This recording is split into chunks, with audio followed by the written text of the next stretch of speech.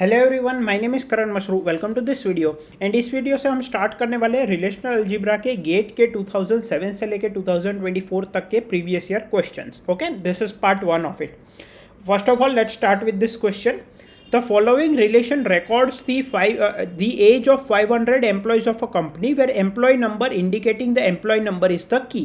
So we have a relation employee age in which we have stored employee number in age, and employee number is the primary key, or you can say key, because this is unique for all the employees and we are storing the information of 500 employees. So it would be something like this: 1 2 3 4 5, and the ages are, let's say, 30 33 35 32 27 and so on. Okay, consider the following relational algebra expression. We have been given a relational algebra expression. What does the above expression generate? So what will the answer of this be? Okay, so let us see what they have done. So first of all, they have renamed the employee age with employee number 1 and age 1. So they have renamed the attributes of this relation instance with employee number 1 and age 1 instead of employee number and age. Then they have taken join with the same relation instance employee age. So you can assume there are two copies of employee age. This is copy 1 and this is copy 2, and इन दोनों के बीच में हम join operation ले रहे हैं. ठीक है, यहाँ पे जो एट्रीब्यूट्स है उनका नाम है एम्प्लॉय नंबर 1 एंड एज 1. यहाँ पे जो एट्रीब्यूट्स है इनका नाम है एम्प्लॉय नंबर एंड एज. और कौन कौन से टपल्स ज्वाइन होंगे? वो सारे टपल्स ज्वाइन होंगे जहाँ पे age is greater than age 1. मतलब कि यहाँ पे हमारे पास एज एट्रीब्यूट है, यहाँ पे एज 1 एट्रीब्यूट है. तो यहाँ पे एक टपल जिसकी एज यहाँ के किसी टपल से बड़ी होगी तो वो उसके साथ एक टपल कंबाइन करके ज्वाइन में आ जाएगा. And then we are taking pi employee number, मतलब we are projecting employee number from this instance. Okay, because यहाँ पे तो एम्प्लॉय नंबर 1 है, so we are taking employee number. तो ये रिजल्ट क्या देगा हमें बेसिकली? सो बेसिकली इसको इस तरह से सोचो. Let's say we have 3 employees 1 2 and 3 whose age is 30 35 and 40. We have 1 2 and 3 and we have 30 35 and 40. So we are doing join operation between these two. और यहाँ का एक टपल इसके एक टपल के साथ तब एसोसिएट होगा जब इसकी एज से ज़्यादा होगी. Now is 30 greater than 30? No. Is 30 greater than 35? No. Is 30 greater than 40? No. तो ये वाला टपल किसी के साथ एसोसिएट होके हमारे जॉइन में नहीं आएगा. 35 इज ग्रेटर देन 30? यस, तो ये इसके साथ एसोसिएट हो जाएगा. 35 is greater than 35? No. 35 is greater than 40? No. तो 35 का 2 35 130 ये एक टपल हमें मिलेगा. Then 3 40 is greater than 30? Yes, तो ये इसके साथ एसोसिएट होगा. 40 इज ग्रेटर देन 35? यस, तो ये इसके साथ भी एसोसिएट होगा. 40 is greater than 40? No. So basically हमें कितने 3 टपल्स मिलेंगे. एक होगा 2 35 130 because 35 is greater than 30, and we will get 3 40 130 and 3 42 and 35. ठीक है, तो हम क्या देख रहे हैं? अगर यहाँ पे जितने भी टपल्स है उन टपल्स में जो एज एट्रीब्यूट है वो यहाँ के किसी भी एक टपल से भी ज़्यादा हो गई तो वो टपल उस टपल के साथ एसोसिएट होकर आंसर में आ जाएगा. For example 235 is not greater than 35 and 40 but it is greater than 130, and 40 is greater than 30 and 35 both. तो जो एम्प्लॉयज़ है उनकी जितने भी एम्प्लॉयज़ है जिनकी एज किसी ना किसी एक एम्प्लॉय से भी बड़ी है वो सारे एम्प्लॉयज़ आ जाएंगे from the left hand side. और अगर मैं इसमें से एम्प्लॉय आईडी को प्रोजेक्ट करूं तो मुझे उन सारे एम्प्लॉयज़ की एम्प्लॉय आईडी मिलेगी जिनकी एज मिनिमम नहीं है, मतलब जिनकी एज कम से कम एक से ज़्यादा है, मतलब मिनिमम नहीं है. Let's see the options. ये प्रैक्टिस क्वेश्चन में भी मैंने सिमिलर क्वेश्चन करवाया था लास्ट वीडियो में, आप देख सकते हो. Employee numbers of only those employees whose age is maximum? No. Employee numbers of only those employees whose age is more than the age of exactly one employee? No. Employee number of all employees whose age is not minimum? Yes. Employee number of all employees whose age is minimum? No. Okay, so C is the correct answer. Now next question. Consider the relation schema given below where EID of the relation dependent is a foreign key referring to employee ID of the relation employee. So यहाँ पे जो EID है वो एक foreign key है which is referring to employee ID. Assume that every employee has at least one associated dependent in the dependent relation. मतलब कि हर एक एम्प्लॉय का कोई ना कोई एक तो डिपेंडेंट है ही. सो हर एम्प्लॉय आईडी ये डिपेंडेंट रिलेशन में ईआईडी में एक बार तो आएगा ही, क्योंकि उनका एक डिपेंडेंट तो है ही। फॉर एग्जाम्पल अगर मान लो एम्प्लॉय आईडी 1 का डिपेंडेंट 2 और 3 दोनों है, तो यहाँ पे 2 1 3 1 ऐसे 2 टपल्स आएंगे। लेकिन अगर मान लो एम्प्लॉय आईडी 5 का एक ही डिपेंडेंट है 4, तो वो 4 5 एक आएगा। बट एक तो मतलब हर एक एम्प्लॉय के लिए एक तो डिपेंडेंट है ही। Okay, consider the following relational algebra query. The above query evaluates to the employee ID of the employees whose age is greater than that of. ठीक है, तो ये हमें एम्प्लॉय आईडी देगी उन एम्प्लॉयज की जिनकी एज किन से बड़ी है, ये पूछा है। सो इसको समझते हैं।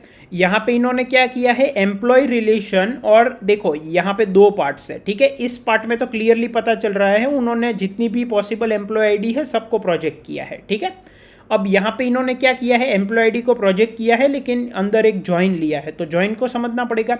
जॉइन क्या है, एम्प्लॉय और डिपेंडेंट के बीच में जॉइन लिया है, मतलब कि इन दोनों के बीच में जॉइन लिया है। जॉइन कंडीशन क्या है, employee ID must be equal to E I D, तो जब भी ई आई डी और एम्प्लॉय आईडी मैच होंगे तब जॉइन होगा। And employee age is greater less than equal to dependent age. तो इस जॉइन के रिजल्ट में क्या क्या आंसर आएंगे, इस जॉइन के रिजल्ट में वो आंसर आएंगे जहां पे जो एम्प्लॉयज है उनकी अपने डिपेंडेंट से age less than equal to हो एटलीस्ट एक डिपेंडेंट से। फॉर एग्जाम्पल अगर कोई एम्प्लॉय है लेट से 2, उनकी एज है लेट से 30, और कोई उनका एम्प्लॉय ये उनका डिपेंडेंट है 3, उनका ये डिपेंडेंट आईडी है, ये एम्प्लॉय आईडी है, और डिपेंडेंट की एज है 40, और 2 का डिपेंडेंट 4 भी है। ठीक है, तो एम्प्लॉय आईडी हो गई 2, सो 4 is also the dependent of 2, लेकिन 4 की एज 28 है। ठीक है, अब 2 की एज जो है उनके ऊपर कौन कौन डिपेंडेंट है, 3 और 4, लेकिन एटलीस्ट 3 से तो उनकी एज कम है, भले ही इससे ज़्यादा हो। तो जब हम एम्प्लॉय और डिपेंडेंट का ज्वाइन बनाएंगे तो ये टपल ज्वाइन हो जाएगा। क्यों, क्योंकि यहाँ पे E I D is same as employee I D and the employee age is less than equal to dependent age. मतलब कि कम से कम एक डिपेंडेंट से भी अगर age less than equal to होगी तो उस एम्प्लॉय की इंफॉर्मेशन आ जाएगी। तो यहाँ पे और मैं फिर उसमें से प्रोजेक्ट करूँगा एम्प्लॉय आईडी, मतलब कि यहाँ पे मुझे क्या मिलेगा, मुझे एम्प्लॉय आईडी मिलेगी उन एम्प्लॉयज़ की जिनकी एज कम से कम एक डिपेंडेंट से कम है। ठीक है, ऐसा नहीं सबसे कम है, कम से कम एक से कम है। तो अगर मैं टोटल में से ये सबट्रैक्ट कर दूं तो मुझे क्या मिलेगा, मुझे एम्प्लॉय आईडी मिलेगी उन एम्प्लॉयज़ की जिनकी एज अपने सभी डिपेंडेंट से ज़्यादा है, एक से भी कम नहीं है, क्योंकि एक से भी कम होती तो यहाँ पे आ जाती। ये मुझे क्या देगा, ये मुझे देगा employee ID of all the employees whose age is less than equal to the at least 1 dependent age. और अगर मैं टोटल में से ये सबट्रैक्ट कर दूं तो मुझे क्या मिलेगा, मुझे एम्प्लॉय आईडी मिलेगी उन एम्प्लॉयज़ की जिनकी अपने सभी डिपेंडेंट से एज बड़ी है, राइट। क्योंकि वो एम्प्लॉय आईडी जो राइट हैंड साइड में नहीं होंगे वही मुझे यहाँ पे मिलेंगे, राइट। और राइट हैंड साइड में कौन है, वो एम्प्लॉय जिनकी एज अपने एक भी डिपेंडेंट से कम है। तो यहाँ पे मुझे क्या मिलेगा, employee ID of the employees whose age is greater than age of all of his और her dependents. Okay, so employee ID of employees whose age is greater than some dependents, no all dependents नहीं। देखो यहाँ पे more specific है, all of his और her dependents, सिर्फ उनके dependents के रिस्पेक्ट में ये है। ठीक है, तो ये भी गलत हो गया and this is the correct answer. ठीक है, let's move to the next question. This is very easy question. Consider a database that has the relation schema CR, student name and course name. So this student has taken this course. An instance of the schema is given. ठीक है, the following query is made on the database. ये 2 query हमने की है। Number of tuples in T2. T2 में क्या tuples होंगे वो बताना है। ठीक है, ये assignment operator का use किया है to break down the query into smaller parts. पहली query क्या है, select all the tuples from the CR relation instance where student name is SA। ठीक है, student name SA यहाँ पे 3 में है तो ये 3 tuples select हो जाएंगे। उसमें से प्रोजेक्ट किया है कोर्स नेम और वो T1 में स्टोर कर लिया है। तो T1 में क्या आएगा, T1 में आएगा कोर्स नेम एंड कौन कौन से कोर्सेज आएंगे, CA, CB एंड CC।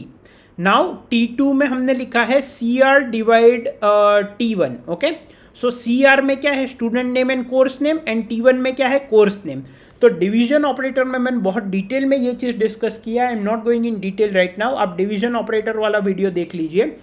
ये रिलेशन जहाँ पे student name and course name है एंड यहाँ पे सिर्फ कोर्स नेम है, अगर मैं CR डिवीजन T1 करूँगा तो मुझे स्टूडेंट नेम मिलेंगे उन स्टूडेंट के जो कि इन सभी कोर्सेज में एनरोल्ड है, इन सभी कोर्सेज के साथ एसोसिएटेड है।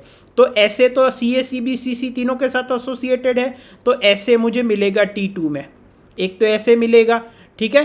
देन SB जो है वो CB और CC में एनरोल्ड है लेकिन CA में एनरोल्ड नहीं है, तो SB नहीं मिलेगा। SC जो है वो CA CB एंड CC तीनों में एनरोल्ड है, तो SC भी मिलेगा। SD जो है वो CA CB CC CD चारों में इन्वॉल्व है। CD में इनरोल्ड है, नो प्रॉब्लम, बट इन तीन में तो एनरोल्ड है ना, so we will get SD also. SE जो है वो CD CA CB में एनरोल्ड है, CC में इनरोल्ड नहीं है, ये CC है, CC में एनरोल्ड नहीं है, सो SC नहीं आएगा। SF जो है वो CA CB CC तीन रो में एनरोल्ड है, तो SF भी आएगा। So the number of tuples in T2 will be 4, SA SC SD and SF। Okay, let's move on to the next question. A relation RAB in the relational database has 1200 tuples, ठीक है, इसमें 1200 tuples है। The attribute A has integer value ranging from 6 to 20, A की जो possible values है वो है 6 to 20 and the integer B has values ranging from 1 to 20, B में है from 1 to 20, ठीक है। Assume that the attributes A and B are independently distributed, they both are independent of each other, the estimated number of tuples in the output this is। तो basically हम क्या कर रहे हैं, रिलेशन इंस्टेंस R पे ये condition लगा रहे हैं कि A की वैल्यू ग्रेटर देन 10 है और B इज इक्वल टू 18, ठीक है। तो जो भी टपल्स इन दोनों में से एक कंडीशन या दोनों कंडीशन सेटिस्फाई करेगा वो सारे टपल्स मेरे आंसर में होंगे। तो कितने टपल्स आंसर में होंगे ये पूछा है। अब एक बात समझो, हम बेसिकली ये निकाल लेते हैं कि ये मान लो ये कंडीशन है C1, ये कंडीशन है C2, तो C1 और C2 ट्रू होने की प्रोबेबिलिटी क्या है, C1 यूनियन C2 एक तरह से आप बोलो। अगर मैं ये निकाल लूँ तो मैं फिर उस प्रोबेबिलिटी को 1200 के साथ मल्टीप्लाई कर दूंगा, तो वो मेरे टपल्स हो जाएंगे, क्योंकि जब भी ये कंडीशन ट्रू होगी तब मेरा टपल आंसर में आएगा। तो इसकी प्रोबेबिलिटी निकाल लेते हैं। So what is the probability of A greater than 10? Probability of A is A greater than 10। Greater than 10 कितनी वैल्यूज है, 10 फ्रॉम 11 to 20, और टोटल पॉसिबल वैल्यूज कितनी है, 15, so this is 2/3। Probability of B क्या हो जाएगा, probability of B equal to 18, 18 मतलब एक ही पॉसिबल वैल्यूज है out of total 20 values, so this is probability of B। So probability of A union B क्या हो जाएगा, probability of A plus probability of B minus probability of A intersection B। So this will be 2/3 plus 1/20 minus this will be 1/30. So this is 2/3 plus this would be 3 minus 2/60. So this is 1/60. So that would be 40 plus 1, 41/60. So this is the probability. So number of probability of this condition being true. So number of tuples will be 41 divided by 60 into 1200. So that would be how much? This would be 20. So this will be 820 tuples. So here my answer would be 820. Okay. Now let's move on to the last question. The relation schema person PID city describes the city of residence for every person uniquely identified by PID. Okay मतलब कि हमारे पास एक relation instance है person, जहाँ पे मेरे पास होगा person ID and city. Okay, तो it would be something like this, let's say person 1 2 3 4 5 6, person 1 2 and 3 let's say resides in city A, person 4 5 resides in B and person 6 resides in C, let's say something like this, and person ID is unique. The following relational algebra operators are available. So we have 4 operators: selection, projection, cross product and rename. Okay. To find the list of cities where at least 3 people resides using the above operators, the minimum number of cross product operations that must be used is. हमें इन operators का use करके उन cities को find करना है जहां पे at least 3 persons reside करते हो। तो minimum number of cross product कितने यूज होंगे ये बताना है। तो एक काम करते हैं, सबसे पहले ये सोचते हैं कि हम ऐसे नंबर ऑफ सिटीज जहाँ पे एटलीस्ट 2 पर्सन रिसाइड करते हो वो कैसे फाइंड करेंगे। वो फाइंड कर लिया, फिर 3 का सोचेंगे। सो मैं इसकी 2 कॉपीज बना लेता हूँ, एक P1 एंड एक P2। Okay, so let's say आई से rename P1 person and rename P2 person. ठीक है, तो 2 कॉपी बन गई। अब इन दोनों के बीच में मैं क्रॉस प्रोडक्ट ले लेता हूँ, बट मैं सिर्फ वही टपल सिलेक्ट करूँगा जहाँ पे p1.city is equals to p2.city हो, दोनों की सिटी सेम होनी चाहिए, and p1.person id is not equal to p2.person id। मतलब कि मैं अब इसी टेबल का इसी के साथ क्रॉस प्रोडक्ट लूंगा, लेकिन वो सारे टपल सिलेक्ट करूंगा जहां पे सिटी तो सेम है लेकिन पर्सन आईडी डिफरेंट है। तो ये 1 2 के साथ एसोसिएट हो जाएगा, 1 3 के साथ भी एसोसिएट हो जाएगा, फिर 4 और 5 एसोसिएट हो जाएंगे एक दूसरे के साथ, क्योंकि 4 और 5 का पर्सन आईडी डिफरेंट है लेकिन सिटी सेम है। बट 6 किसी के साथ एसोसिएट नहीं होगा because there is no another person to associate with in the same city, तो ये किसी के साथ नहीं आएगा। तो बेसिकली जिन जिन सिटीज़ में एटलीस्ट 2 पर्सन होंगे वही आएगी सिटीज़, राइट। तो मेरे पास क्या आएगा, मेरे पास कुछ ऐसा आएगा, p1.pid, let's say this I will store in a result R, okay, and p1.city, then p2.pid and p2.city, okay. So now person 1 city A, person 2 city A, क्योंकि 1 and 2 पर्सन आईडी डिफरेंट है but city same है तो ये associate हो जाएंगे 1A3A, then 2A1A, 2A3A, then 4B5B, 5B4B। अब C किसी के साथ एसोसिएट नहीं होता, तो यहाँ पे मेरे पास वही सिटीज़ आएंगे जहाँ पे एटलीस्ट 2 अलग अलग पर्सन हो, क्योंकि वही अपने आप के साथ एसोसिएट हो सकते हैं।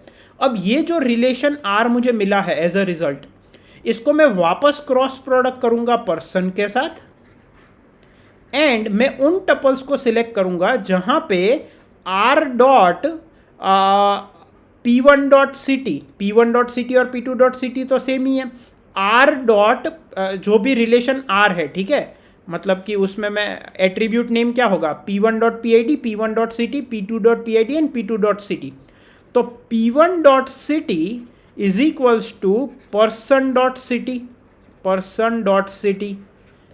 And p1.pid is not equal to person.pid and p2.pid is not equal to person.pid।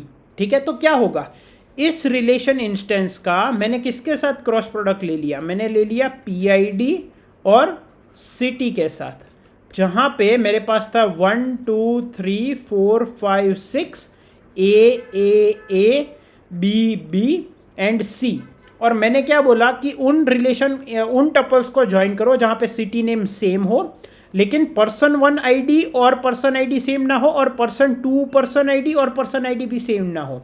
मतलब कि ये सिटी ए और ए सेम है लेकिन ये पर्सन आईडी 1 यहाँ पे मैच हो रही है, फिर सिटी ए और ए सेम है लेकिन पर्सन आईडी 1 यहाँ पे भी मैच हो रही है। अब सिटी 2, अब ये थर्ड टपल क्या इसके साथ एसोसिएट हो सकता है, नहीं, क्योंकि यहाँ पे पर्सन 2 का पर्सन आईडी और ये सेम है।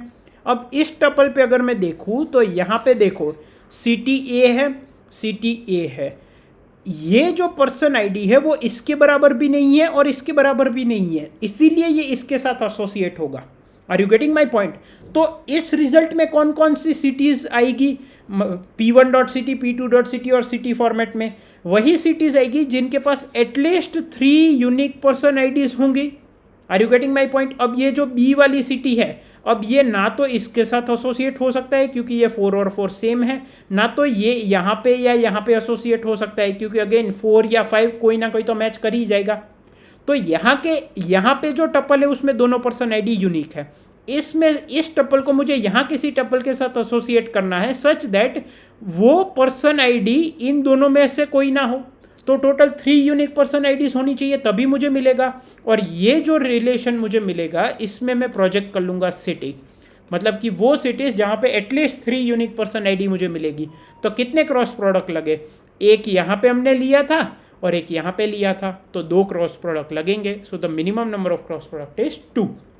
आई होप आपको इस वीडियो में सारे क्वेश्चन समझ में आए होंगे। नेक्स्ट वीडियो में कुछ और क्वेश्चंस देखेंगे। Thank you.